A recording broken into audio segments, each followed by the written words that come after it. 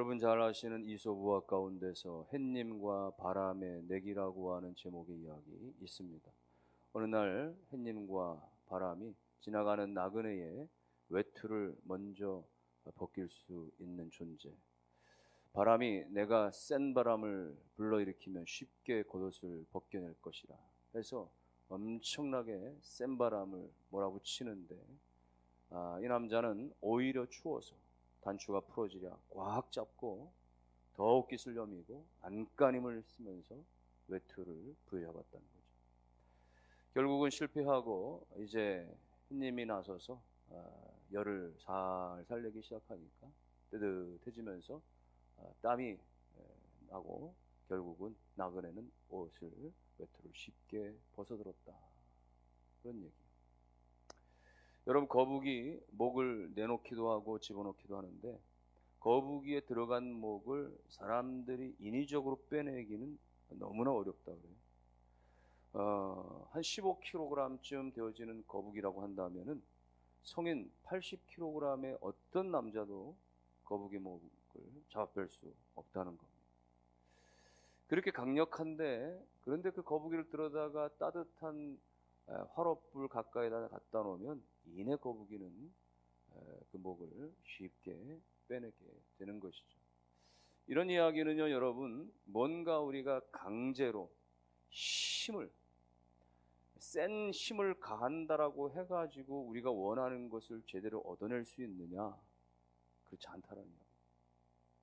어떤 센 힘으로 뭔가를 강탈하려고 할 때 당장은 될 수 있는 것처럼 보이지만 진정한 얻는 것과 진정한 승리는 될 수가 없다. 성경에서 힘센 사람 하면 대번에 우리는 이제 삼손을 생각할 수 있죠. 삼손이요, 딥나의 포도원 같은 데서는 사자를 그냥 염소 한 마리 찢어 죽이듯이 엄청난 괴력, 사자도 싸워 이겼던. 또 에스골론 같은 데서는 블레셋 남자들 30명을 맨주먹으로 쳐 죽였습니다. 대단한 인물이에요. 나귀 턱뼈 하나로 적군들 1000명을 계속해서 싸워서 다 쓸어버린 어마어마. 여러분, 사사기에서 삼손의 최후에는 어떤 장면이 있습니까?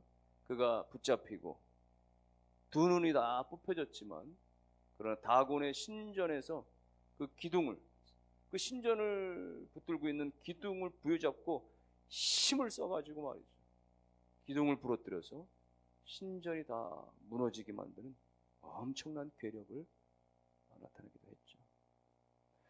그런가 하면은 또 골리앗도 빼놓을 수 없습니다. 힘센 사람 골리앗, 블레셋의 적장인데요. 그는 지금으로 말하면 약 키가 한 2m 80배 이를 정도로 거인의 거인입니다. 그리고 노투구, 그가 쓴 노투구, 또 갑옷, 이런 것들만 지금의 어떤 무게로 환산한다면 약 한 57kg, 투구와 갑옷만 쌀 한 3포대를 몸에 들고 있는 거죠. 거기다가 뭐 정강에도 놋경갑, 또 창도 놋단창, 뭐 이런 것들을, 무기며 갑옷이며 이런 것들을 말이죠, 수십 킬로그램을 자유자재로 말이죠, 그렇게 가지고 휘두를 수 있는 거. 골리앗도 엄청난 괴력의 사람입니다. 사람만 그렇겠습니까? 물리적인 힘 자체만 본다면 사람의 힘도 있겠지만, 그러나 또 보이지 않는 무형의 힘, 권력, 권자, 왕권, 이런 것들의 힘도 어마어마하고, 또 나라와 민족, 당시에 아수르라고 하는, 바벨론이라고 하는, 바사라고 하는 이런 나라는 다 강대국이었어요. 대제국들이었습니다. 신약에 와서 헬라나 로마도 마찬가지입니다. 그 나라의 힘은 전 세계를 지배하는 어마어마한 것들. 국가나 개인이나 힘을 가질 수 있는데, 문제는 그 힘을 어떻게 쓰느냐는 너무 중요해요. 누구든지, 우리 가정에서도 나름대로 아버지로 어머니로 힘이 있어요. 직장에서 또 간부로, 혹은 또 사업장에서 사장으로 등등의, 혹은 뭐 여러 가지 모임에서 단체장으로 다양한 우리가 어떤 권세도 힘도 가질 수 있는데 어떻게 사용하느냐는 너무나 중요한 부분. 잠언 31장에서는 이렇게 표현했습니다. 잠언 31장 3절에 내 힘을 여자들에게 쓰지 말며 왕들을 멸망시키는 일을 행하지 말지어다. 이 이야기는 뭐냐면 여자들에게 쓰지 말라라고 하는 것은 약자를 괴롭히는데 힘쓰지 말라는 거예요. 왕들을 멸망시키는데 힘을 가지고 때려부시고 빼앗고 또 찬탈하고 이러는 것들 함부로 하지 말라는 것입니다. 왜 우리 사회에 여성폭력 방지법이라는 것이 세워졌습니까? 여자들이 계속해서 가정이나 사회 곳곳에서 수없이 폭력들을 받아왔기 때문에 왜 잊을만 하면 데이트 폭력 또 스토킹 살인 사건들이 끊임없이 일어나고 있습니까? 잘못된 힘의 사용들 때문입니다. 내 힘으로 왕들을 멸망시키는 일들을 행하지 말라. 여러분요, 보면 우리가 정권이 바뀌어보세요. 대통령이 바뀌어보세요. 모든 것 가졌습니다. 모든 것을 포용할 것 같고 그런데 그렇지 않은가 봐요. 바뀐 정권마다 전 정권을 향해서 검찰, 경찰, 또 감사원을 다 동원해서 몰아붙입니다. 결국 완전히 박살을 내야 된다는 거예요. 다음 정권을 이어서도 또 박살을 내야 된다는 거예요. 세상 정치만 그런 것이 아닌 모양입니다. 교회도 그렇습니다. 지난 주간 전 처음으로 교단 총회에 참석을 해보았는데요. 전국의 1만 2천 교회 우리 합동교회들을 대표하는 목사님들, 장로들이 모여서 교단 전체의 현안들을 결의하고 결정하는 아주 중요한 1년에 한 주간 아주 중요한 총회죠. 거기에는 그 총회장을 비롯한 임원들을 선출하는 선거 투표도 있습니다. 이미 수개월 전부터 물밑에서는 말이죠, 또 물밖에서 말이죠, 계속해서 치열한 선거전이라 서로 물고 물리는 말이죠, 고소고발이 일어나고 말이죠, 상처가 얼마나 얼룩져진지 몰라요. 당일날은 말이죠, 초미의 관심과 엄청난 열기가 뜨겁죠. 결국은 한 사람이 당선이 되는 거죠. 당선이 되면 겉으로는 낙선자를 끌어안고 그리고 화합의 그러한 교단 정치를 펼치겠다고 말하지요. 그러나 뒤돌아서는 어떤 마음일까요? 그동안에 상처가 너무 컸던 거예요. 고통이 너무 컸던 거예요. 상대로 인해서 받았던 비난과 지옥 끝까지 갔다 오는 것 같은 그런 엄청난 괴로움이 심하니까 용서가 안 되는 거예요. 복수의 마음이 생기는 거죠. 힘이 생겼으니까. 그래서 어떻게 하든지 상대방이 다시 교단 정치에 발목 붙이도록 더 짓밟으려고 하고 제출만 못하도록 방해하려고 하고 이런 것들이 힘의 원리 안에서 이루어지고 있는 것들을 보게 되죠. 여러분, 하나님께서 어떤 모양이든지 우리 가운데 크고 작은 어떤 힘과 권세를 주어줬을 때 그것이 개인의 사욕과 또 개인의 어떤 그 욕심을 위해서 드려지는 것, 하나님 그렇게 하지 말라는 거예요. 약자들을 괴롭히는 것 가운데 다른 사람들을 무너뜨리고 깨뜨리고 박살내는 일 가운데 주어진 힘들을 쓰면 안 된다는 거예요. 빼앗고 그런 일들 말이죠. 만일에 하나님이 주신 어떤 힘들을 대해서 자신의 욕심과 그래서 엉뚱하게 쓰여지는 국가가 있다면, 그런 어떤 그런 그 개인이 있다면 결국은 하나님의 심판을 받을 수밖에 없습니다. 그래서 역사의 뒤안에 다 사라지는 거예요. 그 거대했던 제국이나 그야말로 어떤 황제든지 대통령이든지 그 어마어마한 하늘의 새도 떨어뜨릴 만한 그 엄청난 것들도 결국은 다 역사의 뒤안뿐만 아니라 가장 비참한 자리로 전락하는 것들을 다 보게 되어지죠. 여러분, 성경에서 다윗을 보면 너무나 훌륭한, 다윗하면 너무나 정말 대단한, 정치적으로나 군사적으로나 말이죠, 지혜의 왕이요 믿음의 왕이요, 그런 다윗에게도 치명적인 약점이 있었으니 다윗을 향해서 성경이 말이죠 부정적으로 표현한 바 기록된 구절이 사무엘하에 있습니다. 사무엘하 11장 27절에 보면은 27절 마지막 부분에 다윗이 행한 그 일이 여호와 보시기에 악하였다. 다윗의 그 휘황찬란한 수많은 아름다운 신앙의 역사 가운데에서도 불구하고 다윗이 그 행한 일이 하나님 보시기에 악했다. 뭘 배경으로 하는 이야기입니까? 다윗이 잘 나가던 시절, 국가가 안정되어지고 번영되어지고 국토가 확장되어지고 그야말로 잘 나가던 시절에 그에게 잡생각이 들어왔어요. 사탄의 역사 가운데서 그가 분별하지 못하고 휘말려 버리고 말았습니다. 다름 아닌 자신의 충직한 부하 그 우리야 장군의 아내였던 바세바를 염탐하고 그리고 간음하게 됩니다. 간통을 하게 되죠. 결국은 그 사실을 덮어버리기 위해서 말이죠, 우리아를 죽이고, 자신의 손으로 죽이는 것이 아니라 우리아 장군을 최전방으로 일부러 몰아붙여가지고 말이죠, 전쟁하다가 전사당하도록 그렇게 의도적으로 만들어버리고, 마치 아무도 모르게, 그리고 바세바를 자신의 아내로 삼아버리는 일들이 벌어졌습니다. 다 지나간 것 같아요. 왕으로서 충분히 그럴 수 있는 것처럼 보여지고 완전히 덮어져 버린 것 같았는데, 어느 날 이름 없는 무명의 선지자 하나가 목숨 걸고 다윗을 찾아왔어요. 왕이시여, 드릴 말씀이 있나이다. 어느 성에 부자 한 사람, 가난한 사람이 있었는데, 부자에게는 양이 많고 소가 많고, 가난한 사람에게는 다 아무것도 없고 그저 그 노임으로 받은 그 어린 양, 새끼 양 한 마리가 있어서 그 새끼 양을 애지중지 같이 먹고 마시고 같이 끌어안고 잠을 자는 그런 존재였는데, 어느 날 이 부자에게 손님이 찾아왔더니 그 부자는 그 손님을 자기의 양들로 대접하지 않고 가난한 자의 그 한 마리 그 가족과 같은 그 양을 뺏어다가 손님을 대접해 보였나이다. 나단 선지자가 이런 이야기를 하니까 가만히 있던 다윗이 부글부글 끓어올라요. 아니, 도대체 그런 파렴치한, 그런 못된 것이 내 땅에 있느냐 말이죠. 그는 과연 그 가난한 자의 것을 빼앗았으니 4배로나 갚아야 할 것이다, 이렇게 이야기합니다.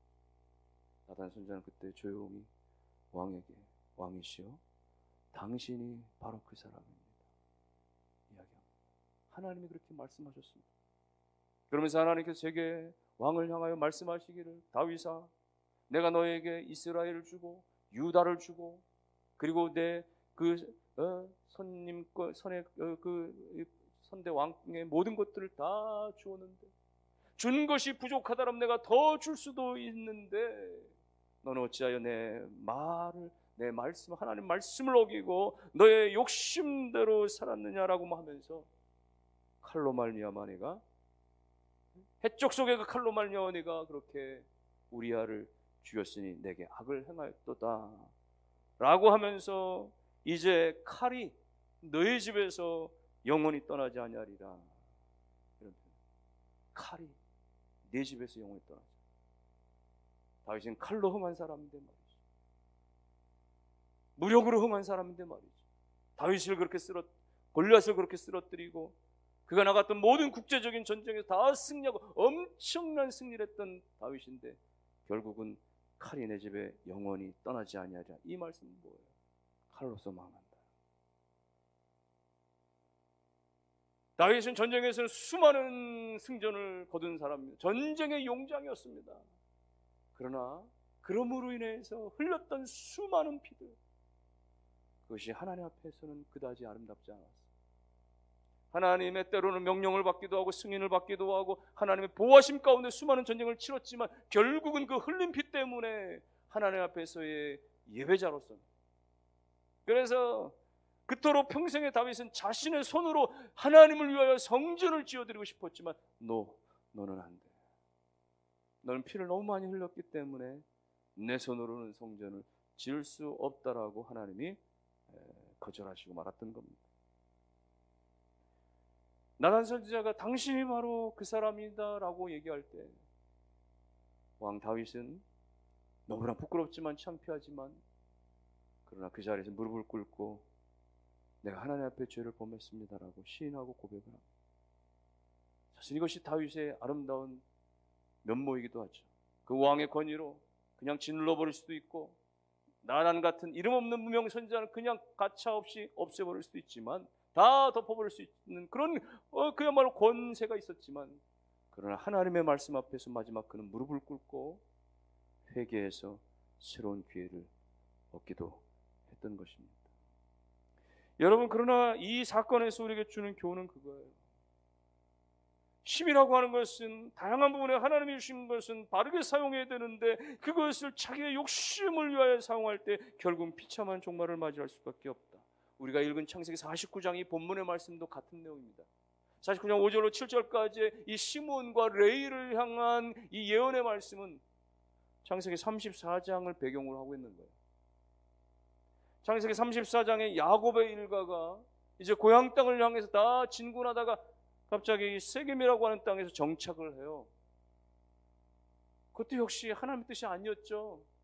세상을 향해서 야곱이 아직까지도 떠나지 못하는 완전한 결단을 내리지 못한 부분이었는데, 그 세겜 땅에서 어떤 일이 벌어지냐면 자신의 하나밖에 없는 외동딸이, 디나라고 하는 그 외동딸이 하루는 외출을 했다가 그 세겜 땅의 추장의 아들, 세겜이라고 하는 이름의 추장의 아들에게 붙들려 가서 고탈을 당합니다.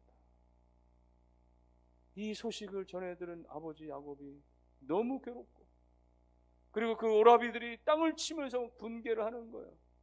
그 형제들은 다 어머니가 4명이나 되는 그런 이복 형제들인데, 특별히 이 디나와 같은 어머니를 둔 몇몇의 형제들은 주먹을 불끈 쥐고 우리가 복수를 해버리겠다. 그 중에 2사람이 시몬과 레위였습니다. 기회만 와라. 복수해버리겠다. 기회가 왔어요.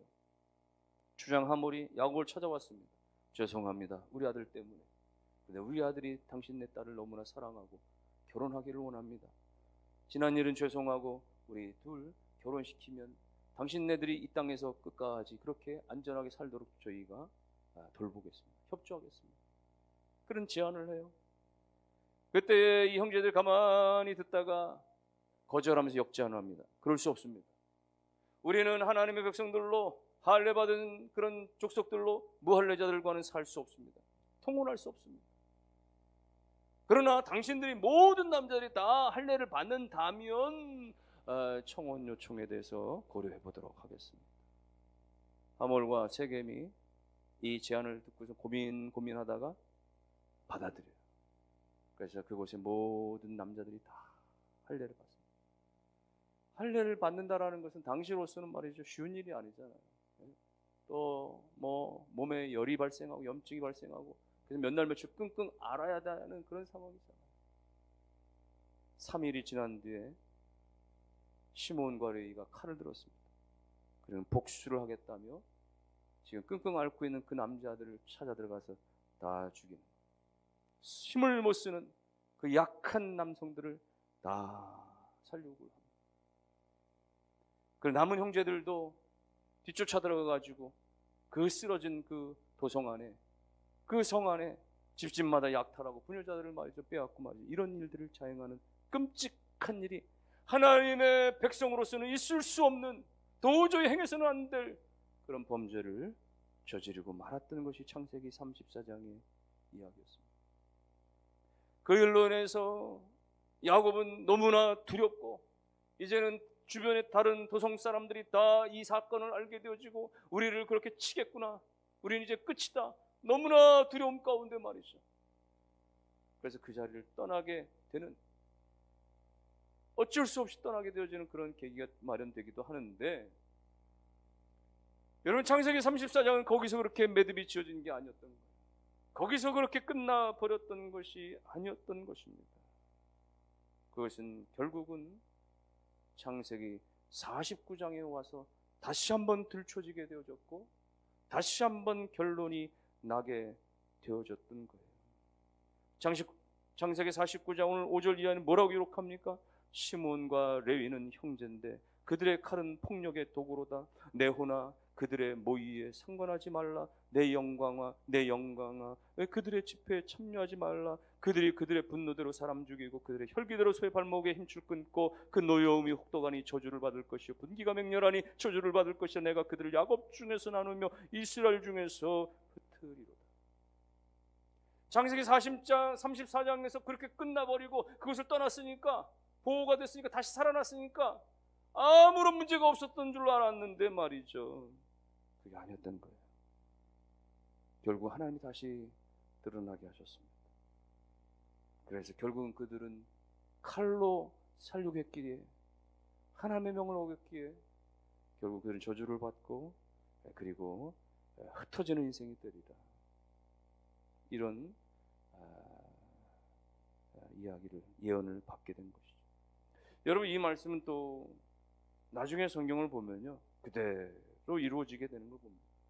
세월이 흐르고 흘러서 이스라엘 백성들이 애굽 땅에 거주하게 되어지고 수가 많아지고 결국은 애굽을 탈출하는 일들이 출애굽에서 일어나죠.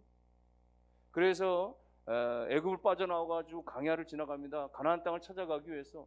근데 40년 걸려요. 광야에서 뺑뺑 돌면서 40년 동안 방황하게 됩니다. 그때 행했던 일들이 뭐였냐면 숫자를 세보는 거예요. 모세를 중심으로 숫자를 세보는 거예요. 처음에 12지파, 지파별로 몇 명이씩이냐 다 세보고, 그렇게 10년, 20년, 40년이 지난 다음에 또다시 한 번 더 숫자를 헤아려 봅니다. 지파별로 몇 명이 되느냐 헤아려 보는 거예요.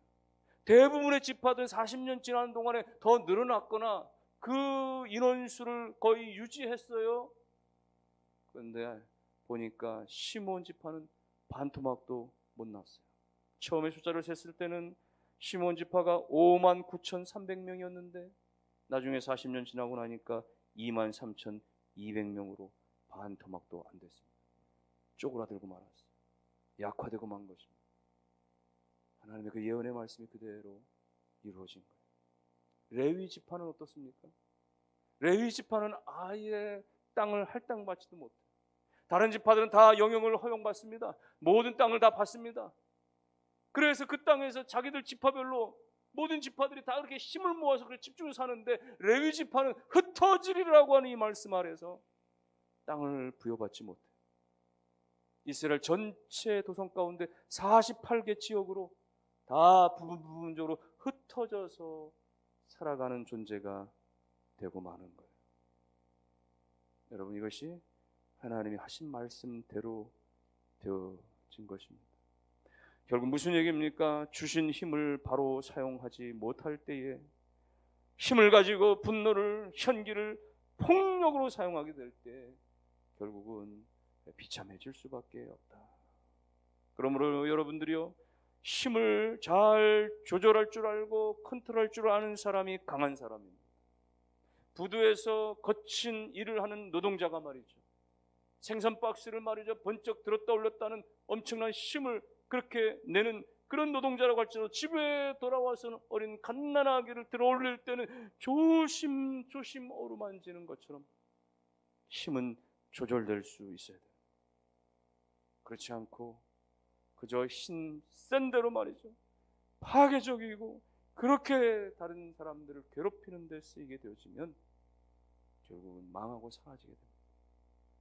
수만 년 전에 지구상에 있었던 맘모스나 공룡이나 거대한 엄청난 괴력의 짐승들은 다 사라지고 말았어요.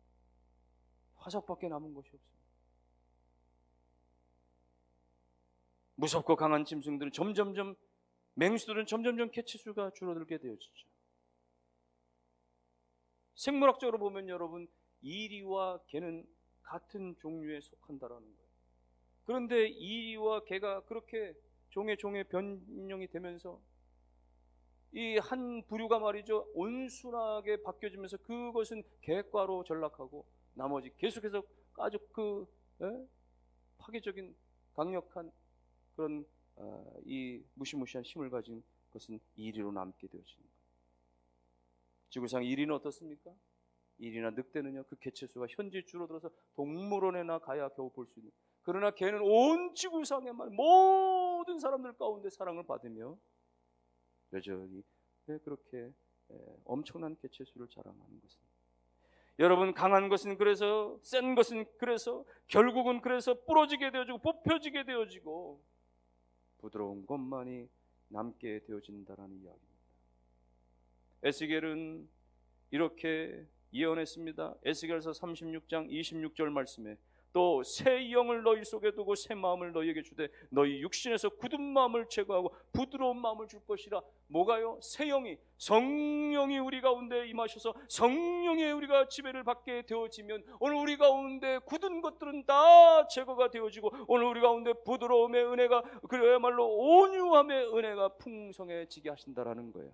여러분의 심령과 가정과 가족들 안에 이 하나님의 성령의 새로운 영혼의 역사로 말미암아 그 모든 것들이 말이죠 강하고 거칠은 것들이 다 사라져버리고 하나님의 그 온유하게 하신 은총이 일어나기를 주의 이름으로 축원합니다. 그것이 여러분의 삶을 더욱 빛나게 하고 여러분의 신앙을 더욱더 아름답고 풍요롭게 만드는 은혜가 있게 되기를 주의 이름으로 축원합니다. 부모를 향하여서, 배우자를 향하여서, 자녀들을 향하여서 때로는 거친 음성으로, 큰 소리로 그렇게 보이지 않는 폭력을 행사했던 것들에 대해서 하나님 앞에 돌이켜 회개할 수 있어야 됩니다.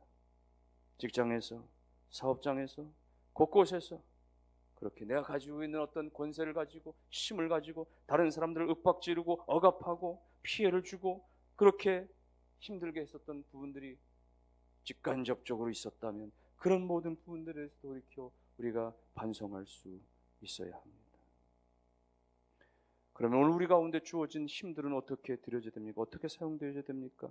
우리 가운데 크고 작은 힘들은 어떻게 사용되어야 됩니까? 마가복음 12장에 보니까 마가복음 12장 29절 이하 이렇게 기록합니다. 예수께서 대답하시되 첫째는 이것이니 이스라엘아 들으라 주 곧 우리 하나님은 유일한 주시라. 내 마음을 다하고 목숨을 다하고 뜻을 다하고 힘을 다하여 주 너희 하나님을 사랑하라 하신 것이요 둘째는 이것이 내 몸을 내 이웃을 내 몸과 같이 사랑하라 하신 것이라. 여러분 우리에게 주어진 모든 힘과 은사와 역량 이런 것은 결국은 하나님을 사랑하는 일에 이웃을 사랑하는 일에 쓰여져야 한다는 것이에요. 그것이 가정에서 주어진 것이든 교회에서 주어진 것이든 직장과 사회에서 주어진 것이 어떤 것이든 어떤 모양 어떤 권세 어떤 역량이든지 간에 그것은 하나님을 사랑하는 일에 이웃을 섬기며 사랑하는 일 가운데 쓰여질 때에 하나님의 영광이 되어지고 여러분 가운데 축복된 인생이 사라져갈 것임을 믿고 여러분들이요 여러분 안에 있는 모든 그야말로 쓴뿌리들이 다 뽑혀지는 은혜들이 일어나기를 주의 이름으로 축원합니다.